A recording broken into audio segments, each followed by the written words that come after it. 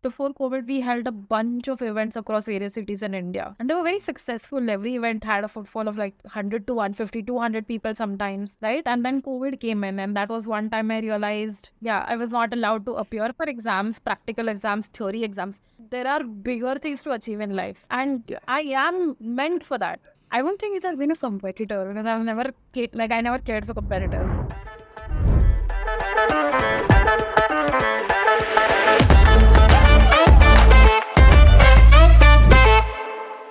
Today we have with us Priyanka Kasturi. She is community leader, the creator of Age of Geeks, formerly known as ML India. It's a community of over like 500,000 people. In addition to her things on creating the community, she's also extremely active on LinkedIn. Fantastic following on LinkedIn, and she shares a lot of very informative content specifically related to the machine learning and data science space. And we are very happy to have her on our podcast here. She's given I think like over 25 plus talks, and she's invited to several universities. She has like a TEDx talk under her belt. So welcome to Take My Breath Away, Priyanka. Thank you so much, Abbhinav, for inviting me. I'm really excited to see how this conversation goes and even more excited to share my experience with all the viewers. Thank you, Priyanka, for giving your time to us, right? And for our listeners, I would highly recommend that you go check out Age of Geeks. There's some really nice content there, including memes. It's not all fun, serious stuff. And I enjoyed it a lot. Welcome to our show. Thank you. Yeah, speaking of memes, there's a post that I saw of yours where you kind of said, I don't know if it's you who made the post or if it was on Age of Geeks essentially. It says that, even though it's like an informational channel, your content creation strategy should not just be only like exact content related to education. So you do give a lot of information, importance to like memes, a lot of infographics and so on. Heard that you say a couple of times that was one of the key reasons for you guys to really grow and explode. Could you just tell us a little bit more about that? Yeah, why not? I'll tell you where this comes from. Initially, I was all about creating educational content, but I came to the realization after a conversation with a few of my friends and a few of my community members that whenever someone jumps on Instagram or any other social media network for that matter, right, they come from the headspace of being entertained, right? They expect to be entertained. So, and this is furthermore aggravated in the last few months, especially when the reels have taken off, when funny content on Instagram has taken off. So only producing core educational content and infographics wouldn't really go a long way. And the goal ultimately has been creating awareness about emerging technologies, especially in and around AI. And I don't mind doing that through any medium, whether it's memes, whether it's like pure infographics, whether it's through vlogs or any other content format for that matter, right? And people love it. We've been getting a good response and we just decided to keep it going. That's amazing. Yes. I just wanted to share this really funny one that I saw. I shared it with Debayan just before the call. So there's this one. So it's basically like it's a developer sort of a context is required for that. So there's this one where the guy says, let me just pick that up. What exactly it is. It was really funny. So the guy says that, I met my wife in a GitHub thread. And do you recall that? I remember that. Yeah, of course I do. So the reply to that thread was basically, glad you found a girl who commits. So commit is basically like this wordplay on GitHub, and just don't let others branch her out. So again, another wordplay. So I loved it. I just loved it. Extremely relatable, and that's kind of how we first found you as well. Oh, okay. Through these kind of memes, and then eventually I kind of found out, there exists this huge community that you've built called as Age of Geeks and so on. Interestingly, there are companies which produce memes as a service. Oh, like there's memes as a service. I see. Do you guys use those kind of stuff, or a lot of it you have in-house content creators? No. A large portion of it is created by myself. We do have crowdsourced content from the community too, but we're not using the agency as such. I see. Yeah. I see. That's So you're really good at it. That's really good at creating. No, I use it to, managing a community, creating content. You start. That's awesome. So this journey has been long, right? You said 5 years into creating this community, you got this huge community. We want to kind of like go back and understand where you sort of came from. So based on the little information we have about you, I think roughly in your like third, fourth year of your university days. That's when you roughly kind of began this whole thing. Yeah. So tell us a little bit about, that time and how it kind of connected to where you are today. Like, it's a very beautiful story of when I was a child and I got this encyclopedia gifted to me by my parents. And there were a couple of pages in there, and there were pages about anatomy. And the most interesting page that I found out was the page which had the human brain on it. And I was always very curious as to like how this works and how is it that humans have evolved and how is it that this one part in our body is able to control almost everything? And what happens is this one part degrades or degenerates, or what is it that will happen to me if my brain does not function optimally? And I was so curious about this entire thing that I had a separate book while I was in my 7th grade, and it had diagrams of brain in it. And at that point of time, I could literally tell you which part of the brain was responsible for what function and how. At that stage in life, that kind of stayed at the back of my mind. My 10th standard happened, my 12th standard happened, JE happened. And in the meantime, I also kind of was inclined towards coding. I learned to code. And when I decided that I wanted to be an engineer, I wanted to get into information technology, I wanted to code, the very first thing that came to my mind was, can I code a brain out? Can I somehow create an artificial brain through code? And that pushed me to explore the field of AI. First came across the term machine learning, even before I came across the term AI or neural networks for that matter. I did a couple of courses while I was only in my first year of engineering, and nobody around me knew what machine learning is, what neural nets are, what AI is, what robotics is, mechatronics, anything in and around AI. Nobody had any idea what's going on. And I had nobody to talk to for this entire period. Machine learning as a subject we had in our 4th year of engineering, and I couldn't wait to be introduced to it. So I decided to learn things on my own. Interestingly, I took the first course through NPTEL, right? Amazing resource. Yep. Professor, I can't remember his name exactly, but he was from the Department of Electronics and Electrical Engineering at IIT Kharagpur, and probably Professor Sen Gupta. And I took his course on machine learning and neural networks first. And at that point of time, I remember I did not understand shit. Nothing at all.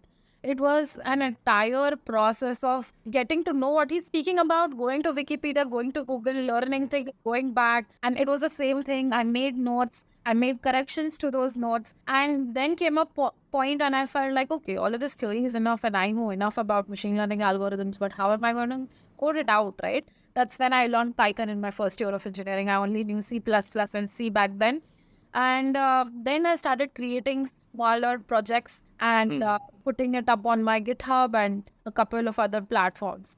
Because I did not have anybody to talk to, at least in my friends group, my teachers, I decided to put it out on social media. I was like, ठीक है, मुझे ऐसे तो कोई नहीं मिलेगा, social media पे ही देख लेते, if someone likes my work, we'll have a conversation and let's take it forward from there.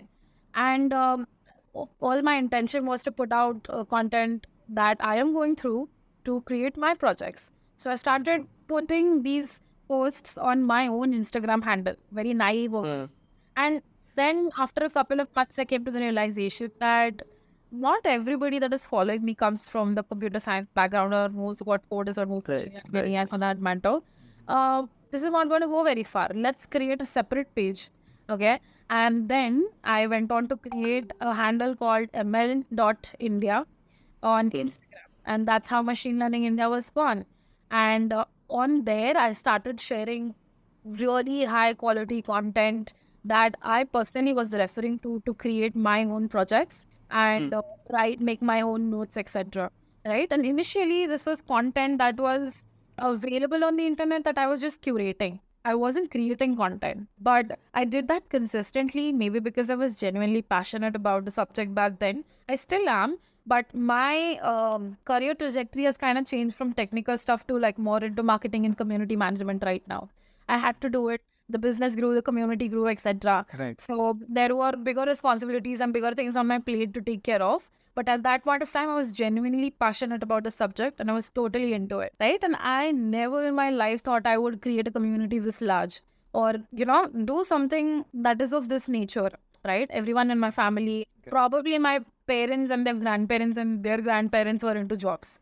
None of them were into business or doing something of their own, or even like maybe having an initiative that they created on their own. This was kind of new for me. So I started posting content consistently, and within 6 months, I had around 10,000 followers out of nowhere. And that was one point of time I realized that this thing has potential, right? I have just been curating content and these are the number of followers that have come in. What if I start creating content myself? Where does it, right? I just wanted to experiment. And then was the time I started applying my graphic designing skills that I have in a small quantity to the posts that I was creating. And then there were a couple of other things like social media marketing that I had learned in one small business that I had done during my college. And I used all these skills together to create content and to market it in a way that more and more people get to know about the subject. So it all turned out in my favor.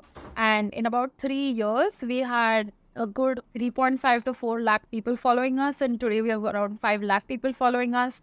The goal was always the same, that is creating awareness about these emerging technologies so that more and more people enter into it. And not just enter, but get to be a part of an ecosystem where they get to learn things, get to apply them, get to network with individuals that are passionate about the subject, also get to know about job opportunities, if any, and collaborate and collectively advance in the field. India historically has been a place where there has been a lot of talent, but we haven't been able to utilize in a way which really takes our country forward and gives us a global stand, at least in technology. So through this community, it was my small effort to push India towards a path where we get to have a stand in the global AI revolution. Couple of things, right? No, couple of things which stood out for me, right? One thing which was there was the part about where you said that one thing which helped you was you were really passionate about it. Like you really didn't do it from the point of view of like, that, hey, this is the target audience and all of that. You started putting out content because you yourself wanted to learn in the first place. And that is something I think that is very useful for people if they're looking to start something, right? That you should be ready to, first of all, you should be passionate about what you're doing there. True. Otherwise, you'll not have that consistency. And that is key especially for these algorithms to grow, right? To grow your page. The other thing also was about, so you were talking about, which I'm curious about, right? Because when you started out the page, when you were posting consistently, you alluded to the graphic designing part of it, right? And that was something that definitely would have been very useful in this. So how did you pick up those skills? Or maybe what in your opinion are some skills that if someone is starting this, any page, right? Not related to ML, say.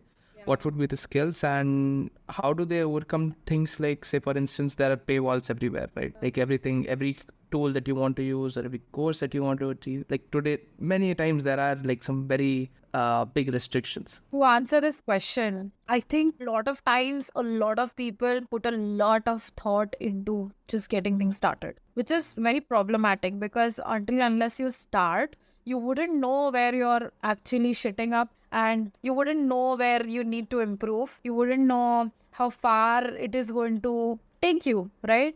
If you just don't start.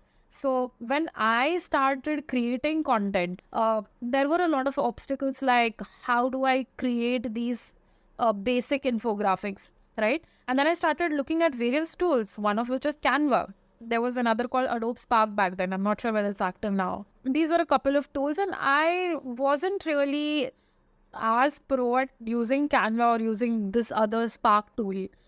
It was a very gradual process. Initially, if you go down, scroll or the page, you'll see that the first few designs are super basic. There was not a lot of design. There was just text on a white background. But it still worked for people because there was value in the content, right? And even before I got started with Age of Geeks and creating content for it, there was a small business that I was running while I was in my college called Artnerd, right? I'm a very good artist. I can draw sketches of people. So I decided to commercialize that skill of mine. And I had this sense for aesthetics a little bit and, color psychology that I gained from that skill only. And for that particular business, it was social media through which I was getting clients. So when I'm going to get clients to social media, it becomes all the more important for me to be able to create small graphics which mention the prices of whatever I'm offering and be Right. able to market it well on social media through hashtags or through stories or whatever. So that is where I kind of gained the skill of social media marketing a little bit and creating graphics also. So when Age of Geeks started, it was easier for me to get go. A couple of things I kind of take away from this.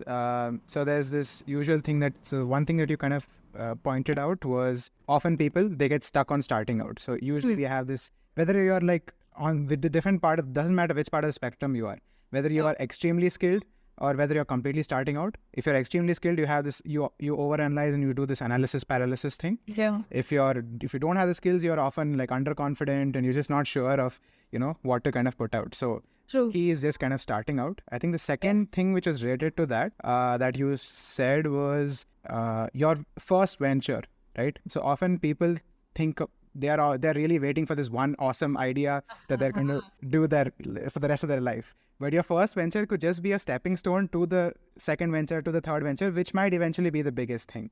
Because I was working on this Artnerd gig of mine, side gig. And back then, मुझे ऐसा लगता था कि ये भी बहुत बड़ा हो सकता है. But I'll tell you the constraint there. There's only a certain number of sketches that I can prepare in a day, even if I try the hardest, right? Essentially, I was trading my time for money and I have limited time. So I'll have limited money. I can't move out of it, right? I decided to give it a full stop. I still draw sketches and I still paint as a hobby, but I can't do it full time. That's when I decided I have to make this transition from this to something new. But the learning stayed with me, and that is my biggest valuable takeaway from building a business called Artnerd. And this is actually the thing, right? Correct. And this, I remember these things, that the skills you learn from there, they'll stay with you. And also one thing especially that came to my mind was what the words of the Pokemon Go, the head of that, right? So they're saying it's an overnight success. People are seeing that, but it was 10 years in the making. There's a lot of work that went behind it, and it did, explode, but there's a lot of small steps that had to fall in place for it to be actually doable. Yeah. Pretty interesting. So another thing which I kind of wanted to touch upon, which you actually, it's pretty obvious throughout your journey. When you kind of began, you didn't really have any mentors. And oftentimes we are probably some combination of the closest 5 people. But you, like all the people around you were doing very different things. You were suddenly interested in something very radically different. And later on, whether it's in your business itself is kind of like a lonely journey. And then whether it's Artnerd or something else later on, you're always on your own. So whether it's learning again, this tool, Canva, whatever it is, you're all on your own. You often don't have as many mentors. How did you kind of like navigate this uncertainty and deal with the FOMO? Because I'm sure all of a lot of at least typically your peer group might have gone more traditional paths. I have always felt the absence of a mentor, but because I never had them, I always pushed myself to explore things on my own, make mistakes and learn. When you have a mentor, you kind of have this idea at the back of my mind that no matter what, my mentor is going to be telling me how to get out of any situation. But when you know you have nobody, you have yourself. So all you do is try to save your ass from anything. So that's what I did, I knew that I'll have to make mistakes. I'll have to explore things by myself, on my own. And that's what I did. The best part that has happened to me, I think, is internet, right? There were never people around me that were interested in things that I am interested in doing. Even now, for instance, I don't know how many people know about it, but I'm a lot into Hindustani classical music, right? I learned classical music. I know how to play a harmonium. Learning how to play a sitar a little bit, and I can sing well. So, but there's nobody around me that could, consume content of this kind or someone that I could discuss this with. So this has always been the case with me.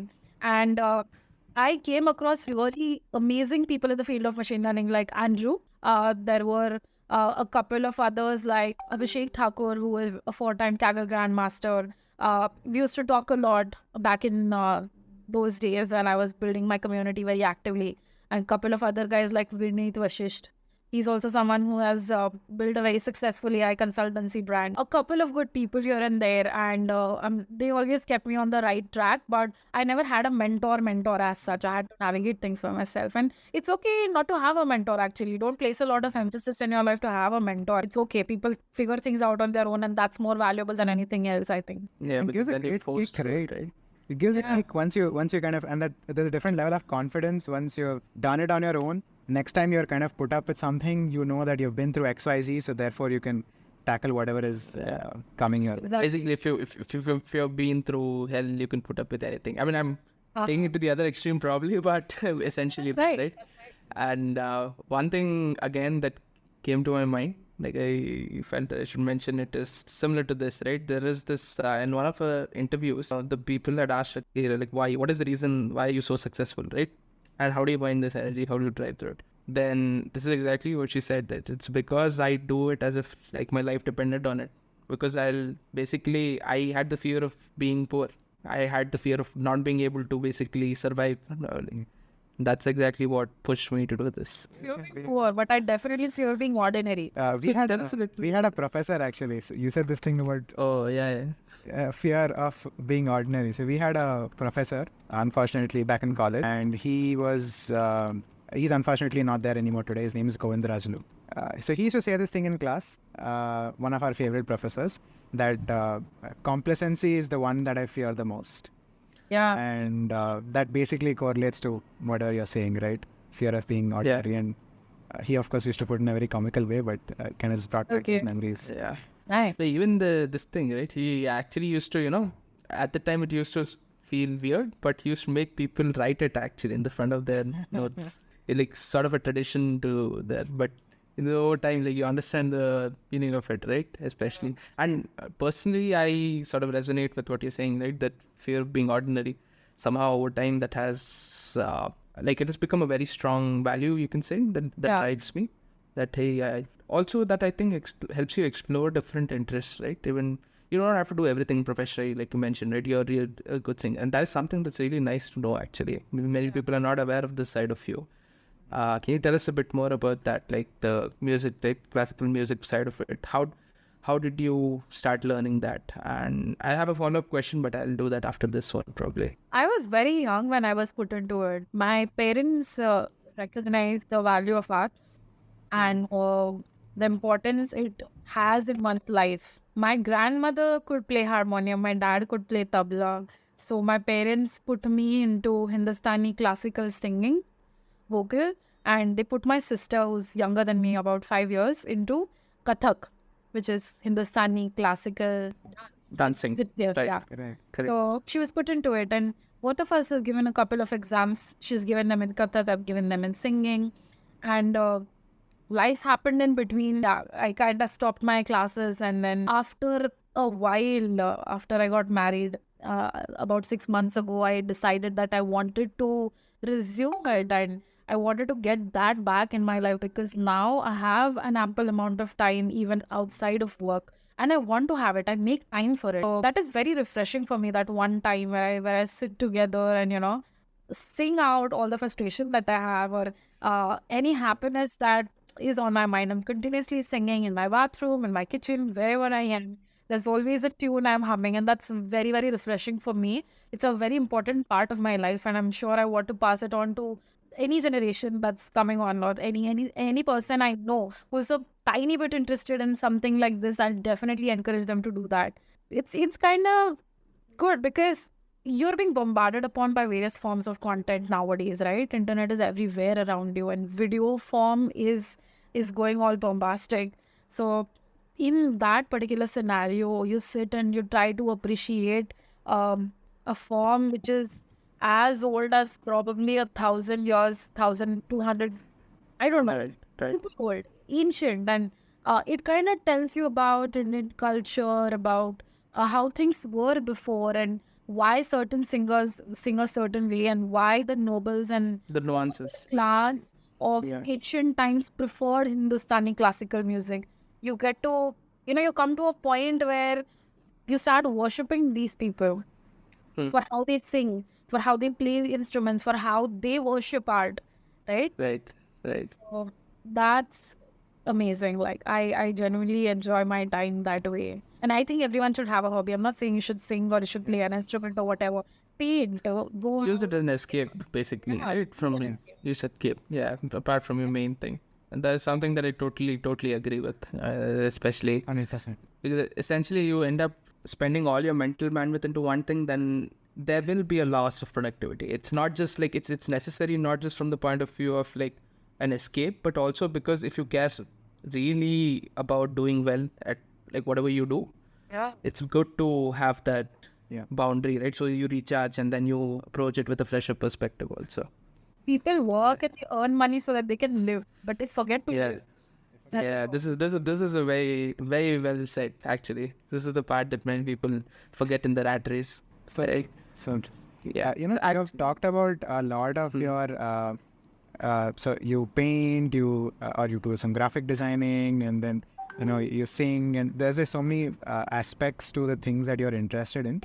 And to a lot of people, this would feel like she is like you are somebody who has always had talent or who's always had like a lot of success. So I'd like to know a little bit about the failures along the path. Yeah, how difficult has it been in terms of if you could remember any specific incident, it would be great if you can share this. Yeah, I mean, being interested in business from a very young age and wanting to do something of my own took a toll of my academic life while I was pursuing engineering, right? That was one big failure that I came across after my failure to acquire good marks in the JEE exam, right? I was someone who had scored about 90 to 93% in my 10th board, and that gave away the impressions of me being super smart to my parents and to my relatives and everyone else, right? I originally was very interested in arts. I was super interested even in commerce for that matter. I didn't think I would, get into science if my parents hadn't pushed me into it. But okay, like I don't mind that. I enjoyed science. I was my school science topper actually. I had a lot of interest in physics and astrophysics too. I had a separate book for astrophysics equations, and I used to read a lot about Stephen Hawking and Albert A lot of Einstein. separate books, huh? I mean, because of everything and other things, right? yeah, I mean, when you're interested in a lot of things and you're consuming a lot of content, you want to make sure that you're writing it down somewhere so that you don't forget it. You don't have to go back again to that and you don't waste your. So, and I couldn't do that in my regular notebook, so I always had separate notebooks for separate things. That's how it was, and failure was on my academic life, I think, because I was dedicating a lot of time to growing Artnerd. I was investing a lot of time in it, and it's not that straightforward. It's not as simple as just being able to sketch. Sure, sketching takes away like 3 or 4 hours per sketch. That's okay, but then you have to like have it framed. You have to have it packed. You have to have it given to the shipment agency. You have to ensure that it's being delivered. At the same time, there are consumers that are reaching out to you consistently because their parcels are probably delayed or they've gotten it sooner. They want to give you feedback. They want to give a good testimonial. There's so much minding a small business too that I just couldn't keep up with what's happening in my college life. And my attendance went super low, and I was okay doing the trade-off because I knew whatever I'm learning here, I'm not going to be able to learn that in college. I could watch like 10 YouTube videos and gain whatever information my teachers are teaching. और college में scene तो ऐसा था कि मतलब एक सवाल आड़ा टेढ़ा पूछ लिया तो teachers used to be like, no, this is not in our curriculum and we can't entertain your stupid questions and you're not reading your books enough and stuff like that. So I am not the kind of person who would appreciate learning from teachers of this kind, right? Right. So I gave a lot of importance to my business. My attendance took a toll. Because my attendance took a toll, my teachers started, let's say, not cooperating with me. And then I was not allowed to appear for exams, practical exams, theory exams. Like as straightforward as not allowed, they expected me to pay a certain amount of money to make up for my attendance. And I did that. I was making money. I was more than okay to pay money. But until when, right? I wasn't really getting a receipt. The money that I was giving in, and it kind of Yeah. fishy and shady. And after a point of time, I was like, dude, I'm not giving you any money. Okay, if you don't want me to appear for exams, it's okay. I will make it up. And iski wajah se, there came a point where I had 14 subjects to clear in a single semester. And funnily enough, I did it. I cleared 14 subjects in a semester because I honestly was desperate. I wanted to make up for all the loss that I had made in my academic life. And I didn't want to be in a place where I lose a year because of, minding my business. I mean, it'll still be fine, but I didn't want to do it. Like, I could run a business and, also concentrate on my engineering and get stuff done, basically clear my subjects. So I put all of my effort for 3 months, studied a lot, cleared all my subjects, and yeah, graduated out of college. But that was one failure I could say that I see. Not really a failure because in the process I learned a lot. But yeah, that's the first thing that comes to my mind when you ask of failures. But that's probably like the failure that's not aligning to the usual societal norms, right? Yeah. That's why basically that walking against. But this thing is very important, right? You were learning skills. I mean, if you were not doing anything, then it would probably qualify as something as a wasted time or a failed effort. Correct. But then you listening to the story, it is far from it, to be honest. It's far from a failure then, because especially the way you put it, right? Because I was minding my business. I mean, yeah, that's the way you put it itself is. But that requires a sense of like conviction and clarity that what I'm doing is important and I'm actually learning a lot from it. Because oftentimes, I think a lot of us, we have tried to do something or the other in our college life, but then often with times you'll be like, no, this is probably not as important. And at the same time, few years down the line, you kind of look at it, there are people who have perhaps taken the same thing up and they've made it big in that field, in that whatever niche that's there, right? So it requires that clarity and that conviction more than anything else. And I'm going to stick with this. And the thing is, because I was learning, I was acquiring skills, I felt like the trade-off was okay. It was legit. It was fine. And you in that moment are not able to comprehend why that is happening to you or why you're going through it. It seems like a failure. But now when I reflect, I see because I spent my time on Artnerd and kind of creating a business out of it, I was able to create Age of Geeks quicker. And I was able to make it bigger. So the trade-off was worth it. All the dots connect in hindsight only, right? Yep. We do. Yeah. Correction, clarity. Yeah. Actually, so this is something that I actually wanted to ask, that because you tried your hand at many different things, right? Especially you have a lot of interests also. And the reason you went behind Artnerd was because you were good at art, creating art at that point. To know that you like something, you have to give your hand. I mean, you have to try your hand at different things. How do you manage time for that, right? Because there's so many different things in the world which can like sort of fancy you. I mean, you fancy, sorry. But is there something that you have in mind or something that you were thinking about? Because the general perception I get from the conversation that we have had, right? You also had a lot of interest, many different things. And you're probably like similar to my personality, but I like to learn about different things. I mean, any new thing. How do you manage the time between them then? I think more than being able to manage, if you like something, you take time. You take out time for it, make time for it. So it was the same thing for me at any point in my life. If I felt like I was fascinated by marketing, if I was fascinated by economics, I made sure that I am taking out a significant portion of my day to dedicate to that subject.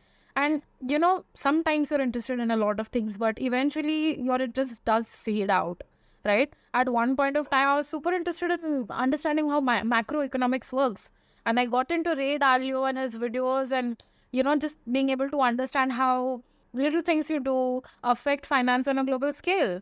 And I could still talk to you about it. But, after a point of time, you start acquiring other interests. And that thing fades out. But ultimately, what happens is something that you're really passionate about stays. And that's what matters. That's what you're supposed to hold on to for the rest of your life and make a career out of it.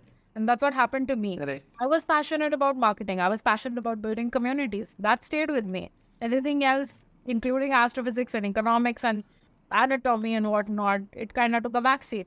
Yeah. Makes sense. This makes sense. And also everybody will kind of relate to it personally also, right?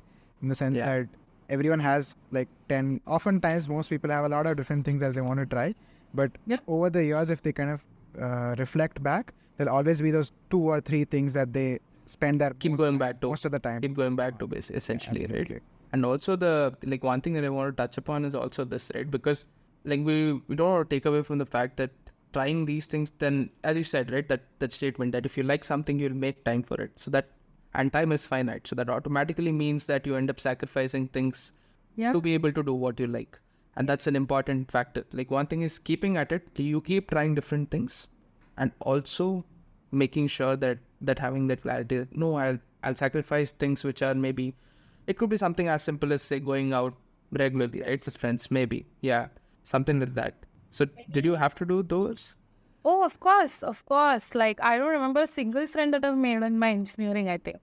Uh, yeah, at least from my college. I'm not even kidding. I know a couple of people.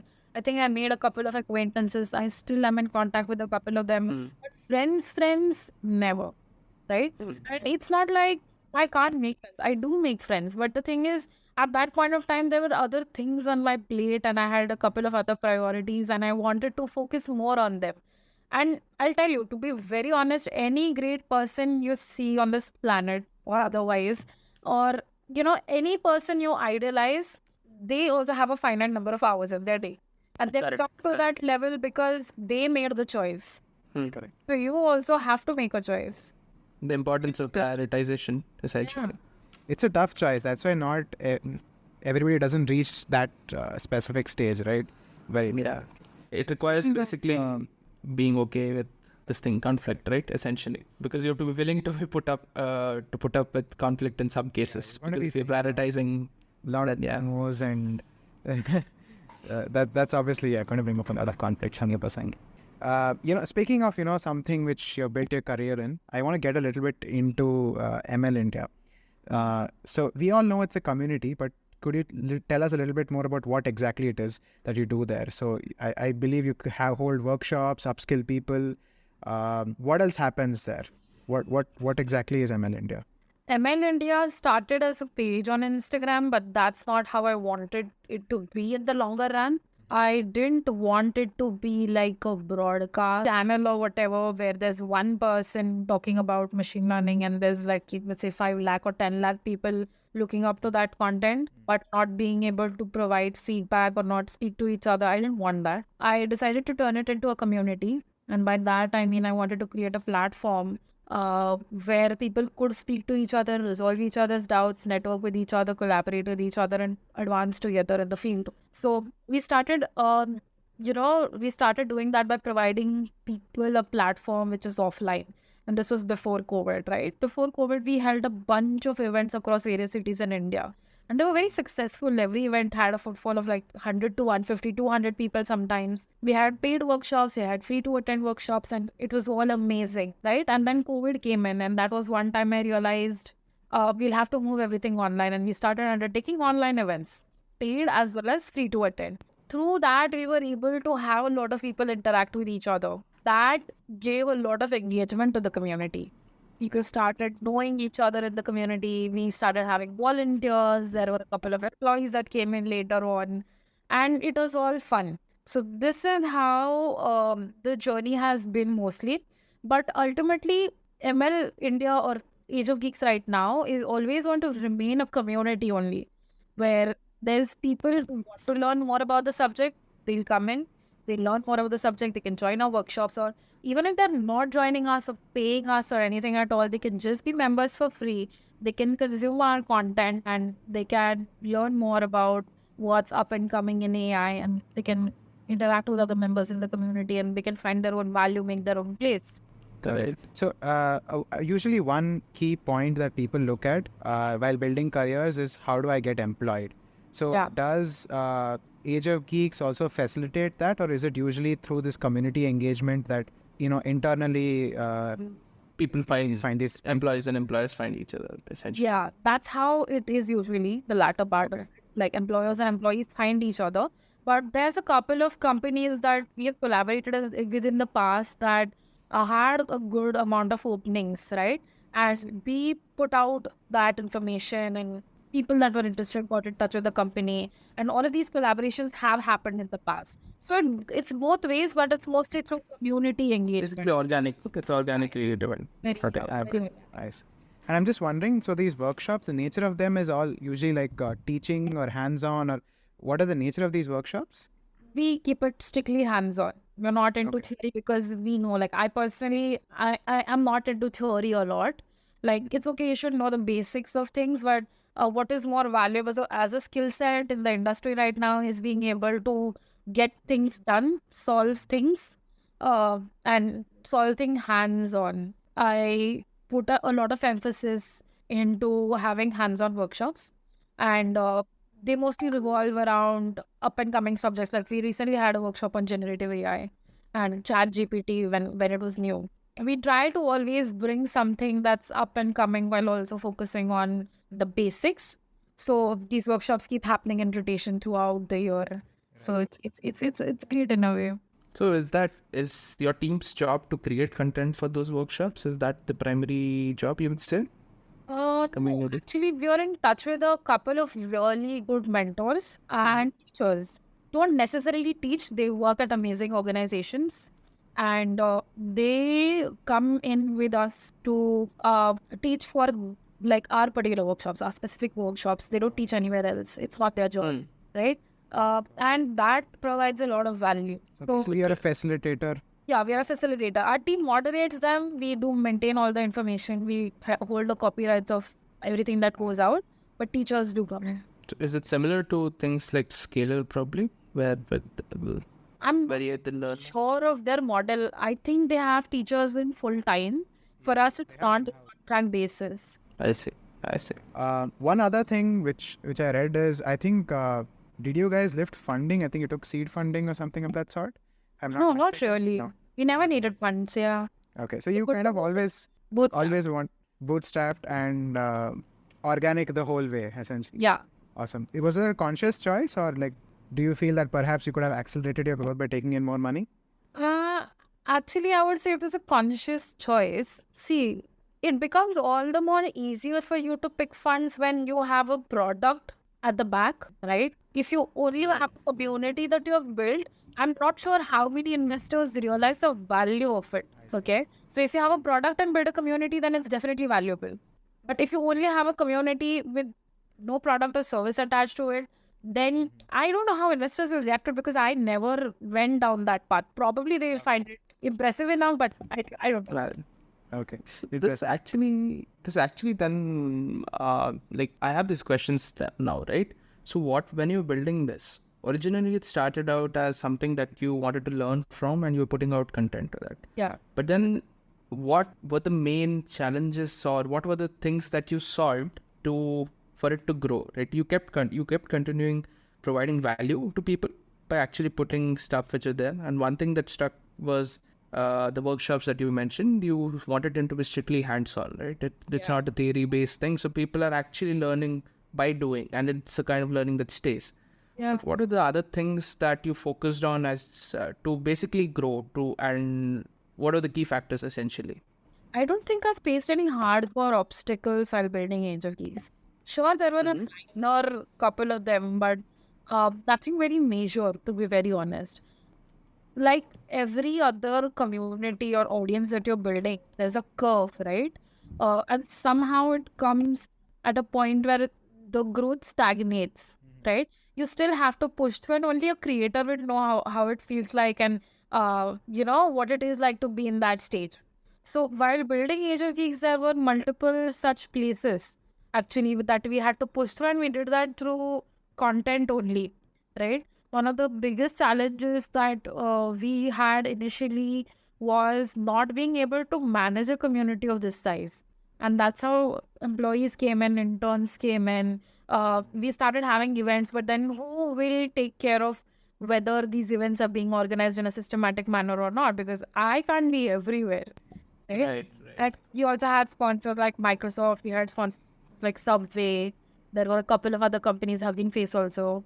There's a lot of work that goes into the background, and being able to bag a sponsor like Hugging Face, it does require a series of interactions before the actual sponsorship comes in. And you should be able to actually reach out to the right people from Hugging Face, or any other company for that matter, any company that has worked with us up till this point. There are about 30 to 35 such organizations, including Polygon, including Great Learning. So there's a series of continuous interactions that keep happening at the back end. We need people for it. So yeah, even while you're building your own team, you have to take care of how you're building it. and the culture within the team, right? Even if it's a small team, should be able to take everyone along with you together. Otherwise, it just falls through, and there's a countless amount of startups which have fallen through just because of the Harmony is important. yeah, Essentially. didn't function well. And there are small things like these that I had to learn by myself and push through. But yeah, I mean, it did happen with time. Of course, I did fuck up at a couple of places, but Oh, this is interesting actually, because when you think about building a community, right? Usually when people would think that no, it's just about the content creation side of it. Yeah. Because you put out content and it grows, but these other things come in with scale. Like you have the administrative side of things. You have to first of all moderate the community itself. You don't want bad actors there. And then you also have the administrative side, which is reaching out to further collaborators, right? This is one thing. One thing that I also wanted to understand is that, so you touched upon collaborating with companies and professionals who are working, right? So what are the major revenue streams? How does this generate the community, right? For it to especially self-sustain, money is important. No one can deny that. For anything, correct. To even create content, right? Quality content. So how are you generating revenue? What are the different sources? One was the workshop. But apart from definitely courses and workshops. Okay. Mhm. The other one is sponsorships for events. Another stream could be us marketing the offerings of companies that want to market through us. Yeah, so that's one. And apart from that, there's just money that comes in through goodwill because of the kind of content that we are creating, I think. So I wouldn't say it's a lot, but it definitely keeps us going. I mean, it has to be a self-sustaining engine at some point, right? Otherwise, it'll not go ahead. Yeah, I mean, and even Age of Geeks, for that matter, has its own limitations, right? So someone who's wanting to build a community like Age of Geeks and only build a community cannot expect to be super rich out of just that. So yeah, I mean, it's going well. It's helping the community function, and I think that's what matters at this point. Yeah, actually, that is something that, that is a question that I had, right? Because when you're just saying this, the obvious question that someone might have is, okay, you're building the community. How is the administrative structure there, right? Because essentially all the revenue, all of that, whatever is just generated, is it basically the people who are running the community, the moderators, they're there? Or are they, for instance, do people who are joining the community and say who are active members of it, who are contributing there, right? Do they end up also becoming part of the administrative team, or is it a separate entity right now? It's a separate entity. The thing is, the community is so large that you'll always have people that are willing to contribute some other. Right. So we have surpassed the point where we have to actually pay people to keep it engaging and keep the conversation going. We have passed that point. Right now, the community is pretty self-sustaining in itself. And definitely people that are putting effort into managing the community or undertaking events for us and, talking to sponsors, companies, etc., they are being paid. Our teachers, mentors, whoever comes in to teach, our participants for our workshops and courses, they are also being paid. One question I had, which is, related to what you said a little earlier. This is again in relation to what you just said, right? So basically, right now we're at a state where it's a self-sustaining thing, right? And because you don't need to actively spend effort in keeping it engaging, because people contribute, the community members themselves do it. So in your journey when building this community, right, what was the stage where it's sort of you started seeing that it can be self-sustaining? I think I saw it pretty early. Even while I had let's say 3,000 or 6,000 followers, 10,000 followers, we had people that were actively contributing because the content was that good and everyone saw that the community grew so fast and organically that everybody wanted to make their own name, right? So we had submissions that were coming in from the crowd, and because I was doing something that was so new back in 2014 or 15, the page grew, right? And back then there was nobody that was creating content in machine learning. I sort of gave this idea to the world, and then there were creators which wanted to make name for themselves in the field, and they wanted audience. So they started submitting content. And that's how it has been. Even today, if you see, there are a couple of people who want to increase their followers on LinkedIn or whatever. They actively contribute. That's the beauty of a large community, right? Yeah. That it continues to keep adding value. And this thing that you said about it's continuously going on in my mind about how an investor would perceive the value of a community. But to be fair, like most of a lot of content creation that happens today, it's all about creating that community and eventually selling a product that is probably a good fit for that community. So Yeah. if you have a community, and it's not usually that community has just one interest. Yeah. It's often that community you can redirect them to multiple places as long as you have established that trust with them.